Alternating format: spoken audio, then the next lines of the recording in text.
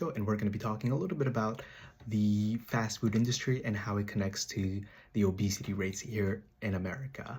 We're going to be talking about three different topics: the poverty in America, the targeting marketing of our kids, as well as the absence of healthy alternatives, and how this ultimately connects to the fast food industry and the rising obesity rates.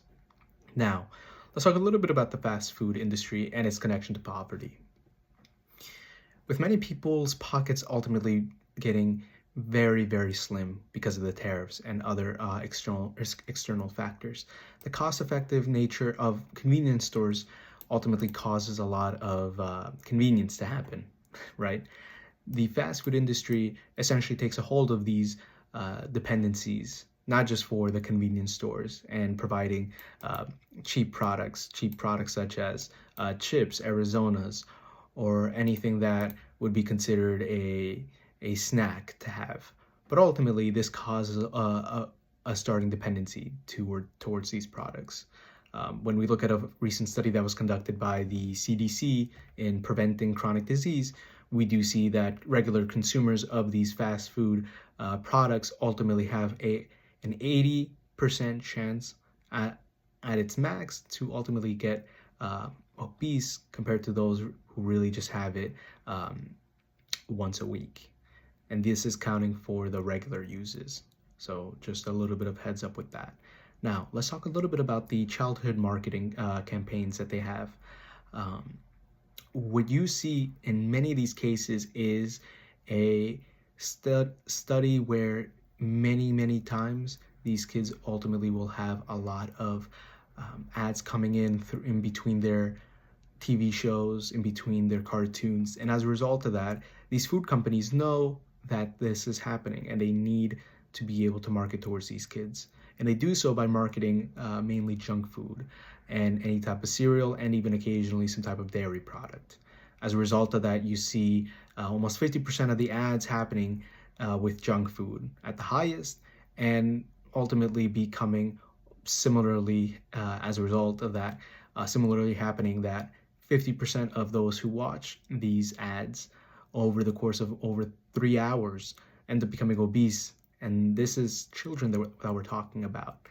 Children who cannot make decisions for themselves and are already unfortunately making a bad short-term decision, which can ultimately cause a long-term bad decision.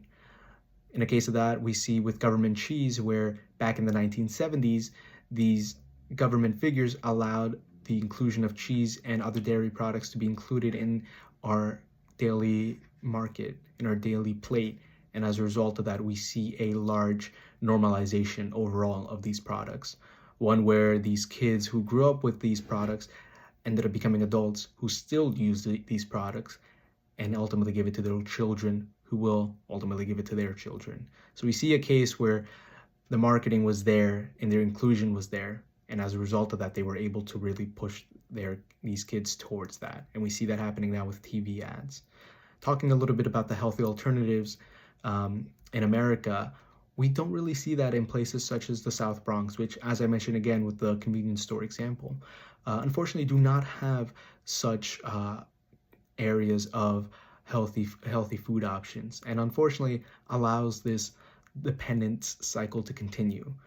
A case where, for example, a hypothetical, for example, where we see the hyper-personalization of menus and fast food happening, we see a lot of these places having a hyper-fixation on making these products your own, having niche products or having open products becoming niche and ultimately becoming almost a disguise for what they really offer, which ultimately are products that are very below quality, which ultimately causes a lot of them, these consumers, to misjudge them as healthy because they ultimately have the choice to choose if they want the worst option or the not so worst option. As a result of the three ideas that I mentioned, in poverty, between poverty and obesity, this childhood marketing campaign, and ultimately the lack of availability in the whole food section, we do see that today we have to remind our audience that the generational decisions are made in the kitchen and in our communities. And these are decisions that will echo in the health of our children and grandchildren.